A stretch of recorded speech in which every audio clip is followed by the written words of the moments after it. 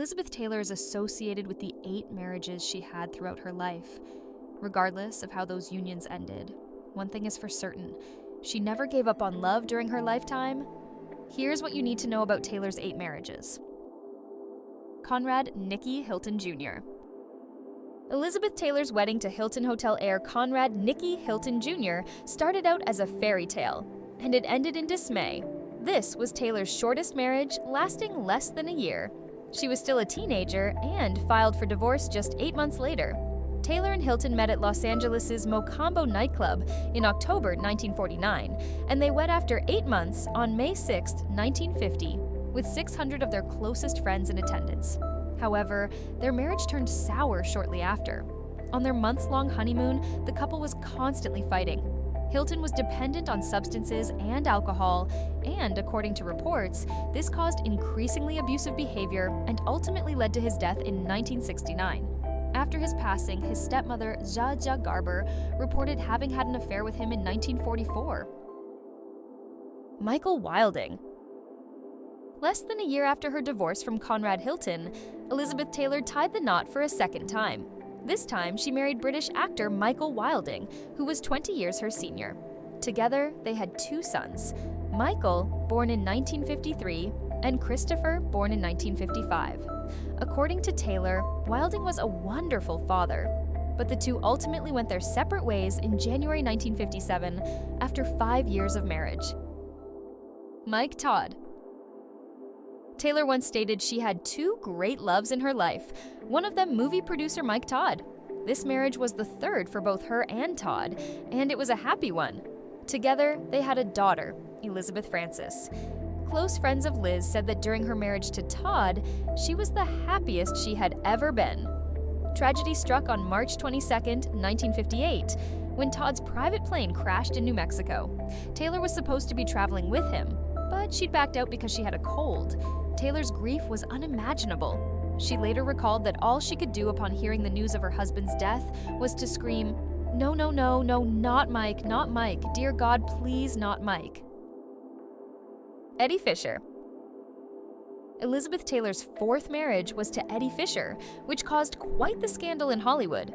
Fisher and his wife, Debbie Reynolds, had been close friends with Taylor and Mike Todd.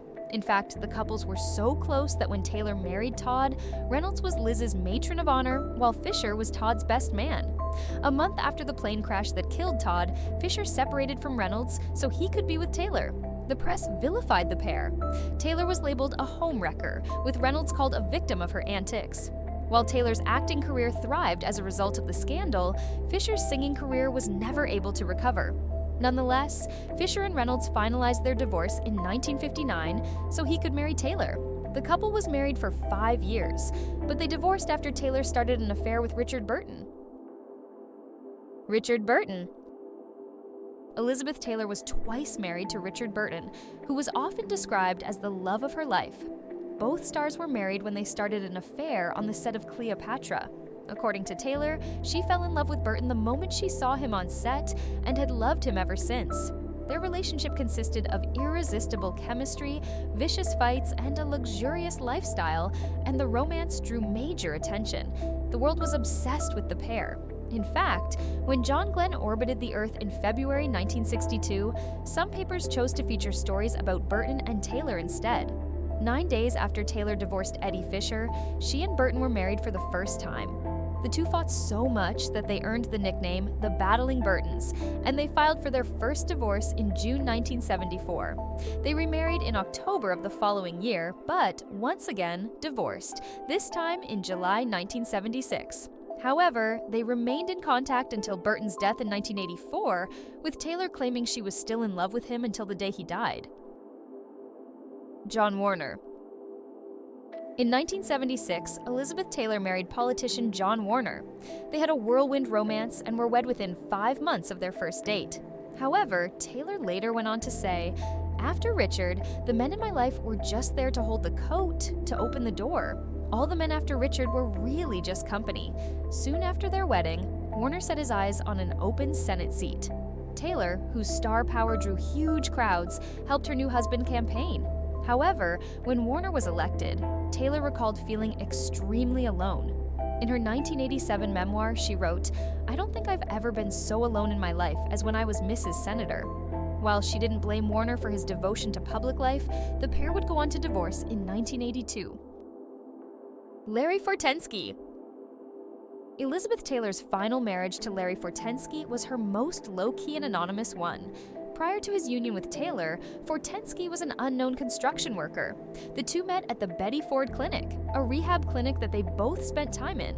Although the two held a multi-million-dollar wedding at Michael Jackson's Neverland Ranch, they ultimately divorced in 1996. Fortensky made headlines in January 1999 when he fell down a flight of stairs at his California home. He was in a coma for 6 weeks and spent 2 months in hospital as a result.